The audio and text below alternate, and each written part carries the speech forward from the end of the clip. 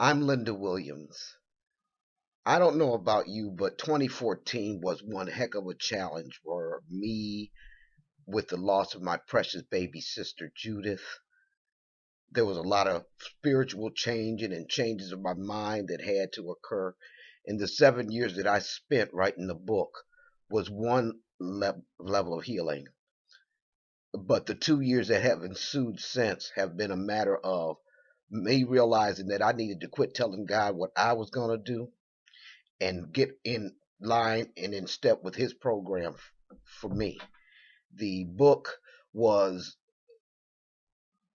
blood, sweat, and tears. I would have to say it was a lot of blood, sweat, and tears. And the last couple of years when I was stuck on stupid, is what I call it, was a matter of me realizing that if God said he's going to do a thing, it's really important for us not to write our own story into that. For instance, I knew I was going to write a book. I knew that it was going to be a healing journey. The whole time I'm seeing big visions of the book being picked up by a major publisher, my getting an agent, just the whole 9 yards. I wrote the whole script. I decided I was not going to be self-publishing the book. I knew that I'm not a detail-oriented person. I knew that I need to have detail-oriented people around me, and for one of those, that was one of the reasons I decided that I wasn't going to self-publish the book. Well, here I stand today, 2 years since finishing it, 2 years and 3 months since finishing the book, and I'm self-publishing. So the deal is this: he may give you the vision, he may honor you with the assignment. But when it comes down to how that thing is going to come to fruition and what happens with the project after that, that's all in his hands.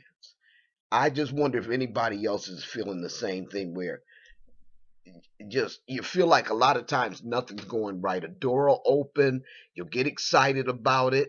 It'll be just such an in your face opportunity that you just know that's the door you're supposed to go through, and then it all falls apart. You have faith, you call things that be not as though they were with respect to any given thing in your life, and it falls apart. It falls apart, or it never comes to fruition. I don't know if any of you have experienced that, but I sure have. Well, I want to encourage everybody that it's really hard as a human being not to write your story into something that God told you would happen for you, or into something that you know he assigned you to do. Another thing that it's on my mind to share with you guys is this: if you have a vision and God has given you a specific vision or a specific purpose, a specific assignment, or a specific mission, and you know in your very heart that God told you that thing, do not get discouraged. I repeat, do not get discouraged when others don't get it. When other people try to tell you, no, you can never do that. One example that comes to mind is Joyce Meyer said she was making a bed when the Lord called her. And she had a bunch of friends she hung out with, and she shared the vision with them. And the thing was bugging them so much they had to come to her as a group and tell her, look, we just don't see it. Your personality is not going to work with that vision you say God gave you. Well, today she's doing exactly what she had shared with her friends. And her friends were not right. At the time, Joyce had a lot of growing and a lot of healing to do, which she did as she accomplished the mission that God gave her.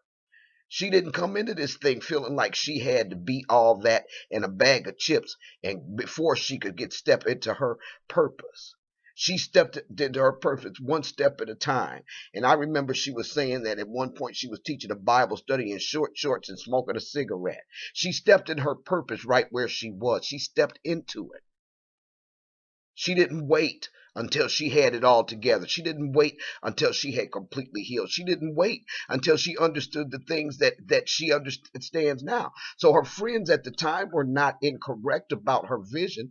They could not see it because they saw the Joyce that had been twisted up by life circumstances. They weren't even seeing the true Joyce. Joyce didn't even know the true Joyce.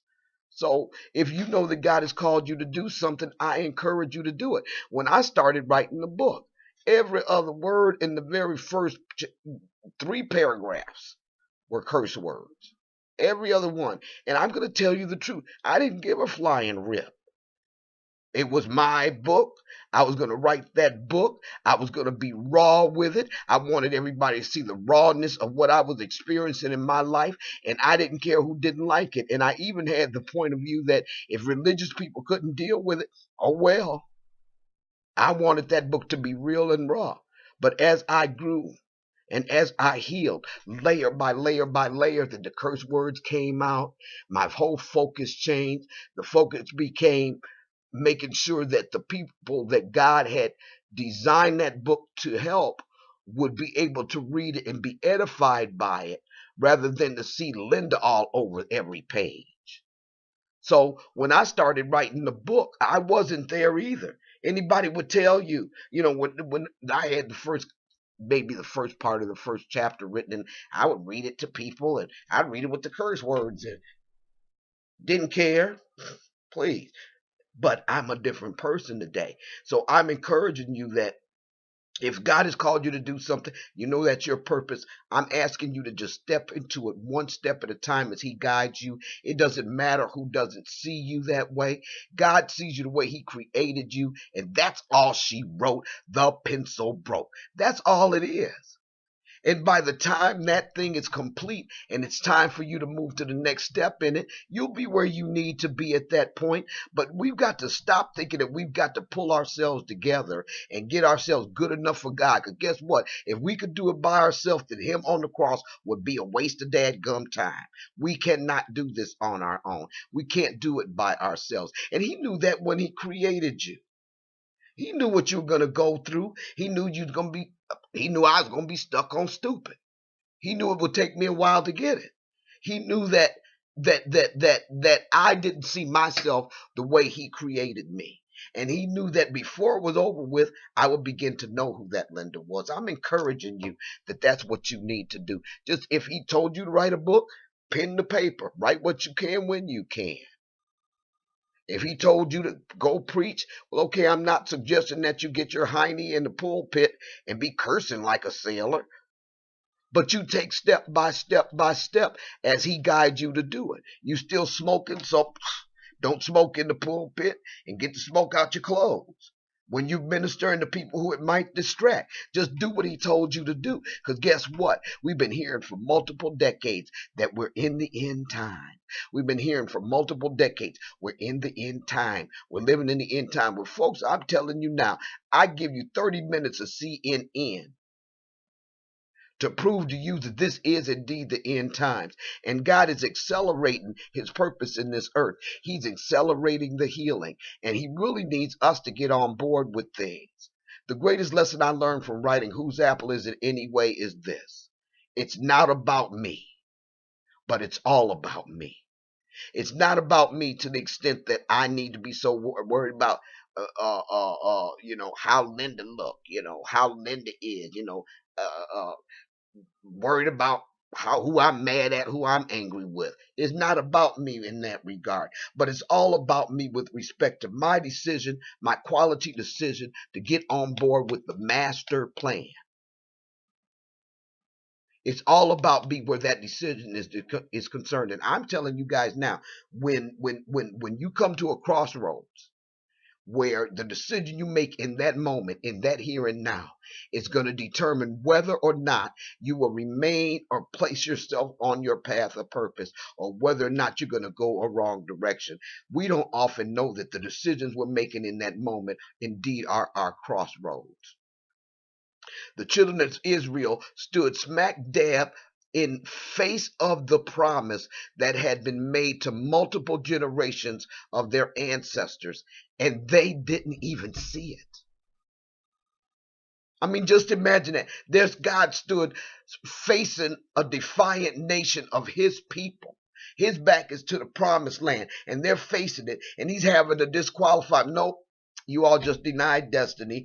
Wander around in the wilderness another 40 years. You ain't ready. And we hear that story, and we've heard that story, and we've read that story. But I wonder how many of us get that. It broke God's heart to have to do that. He didn't get any pleasure in the promise that he had made to Abraham being denied by the very people that were there. The very generation that would reap that promise couldn't see through their bondage. They left Egypt, but they took the fear-soaked, rebellion-soaked remnants of that bondage into the Exodus with themselves, and it blinded them to the promise. Look, I'm going to end this with this because I don't want to talk too long, but I want you to know two things about destiny. Number one, it's never going to look the way you think it does. I didn't have writing a book on my bucket list. I never aspired to be a writer. But here I am writing. I didn't aspire to return to Michigan. I left home when I was 18 and said I would never return to Michigan. Here I sit, been here for the last 20 plus years.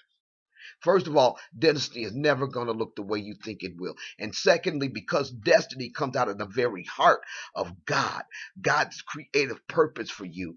It's your birthright. Your destiny is what God put you here for. It's all about your fulfilling your vision and your mission and your purpose and reaping that destiny that God had in his heart when he thought you up. And because your destiny comes out of the very heart of God, and we know that he is relentless.